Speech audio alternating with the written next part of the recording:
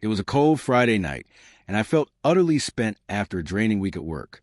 My body was heavy, my thoughts blurred, and all I longed for was rest. But Laura, my wife, insisted on inviting a few friends over. Just something casual, she said with a smile.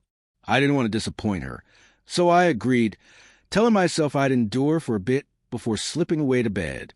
When our guests arrived, the house filled with laughter and animated conversation.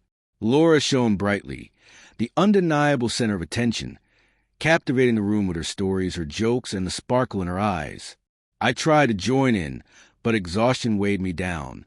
Slowly, I drifted into the background, more observer than participant in my own home. As the night unfolded and the drinks flowed, Laura's energy only grew louder, bolder, more exaggerated. Her friends egged her on, thrilled by her antics. I watched quietly, something unsettled stirring in me. Then it happened.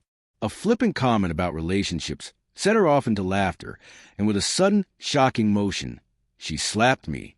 The crack of it filled the room. My cheeks stung, my heart sank, and the laughter around me cut deeper than any words could. Some of her friends cheered. Some whispered, all amused by my humiliation. Laura grinned proudly, brushing it off with a smug, "Relax, it's just a joke." But there was no humor for me. Not then. Not ever. I excused myself, retreating to our bedroom. Locking the door, I stared into the mirror, fingers grazing the fresh heat on my cheek. The reflection staring back was someone I barely recognized. Tired, humiliated, broken. When had my marriage turned into a spectacle for others' amusement?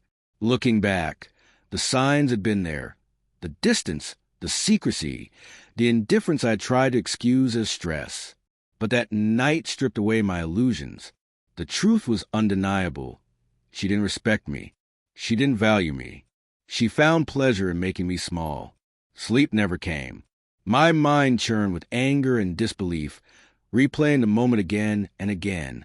By morning, my decision was clear. I faced her and said firmly, "I will never be your punchline. Not for your friends, not for anyone." Her response was cold, dismissive. "You're being dramatic. It was just a slap. Move on."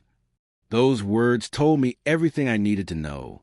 There would be no apology, no remorse, no saving what was already broken. So I acted. I filed for divorce. It was a long, bitter process. She spun lies, tried to smear me, painted herself the victim. But I stood steady, calm, determined. She left with what was legally hers. Nothing more. I refused to surrender my dignity.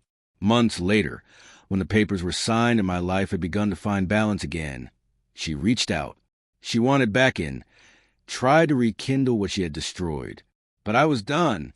I looked her in the eye and said, "You cross a line you can't ever erase. I've moved on, and I won't make space for disrespect again." That slap, cruel as it was, became the spark that forced me to reclaim myself. It taught me that love without respect is hollow, that silence in the face of humiliation only deepens a wound. Walking away was the hardest step, but also the most freeing. Now I live with peace. My greatest victory wasn't revenge or bitterness. It was growth. I built a life stronger than before, a life she can't touch. And that, in the end, is the truest triumph, rising above the pain, refusing to be diminished, and writing a new chapter on your own terms.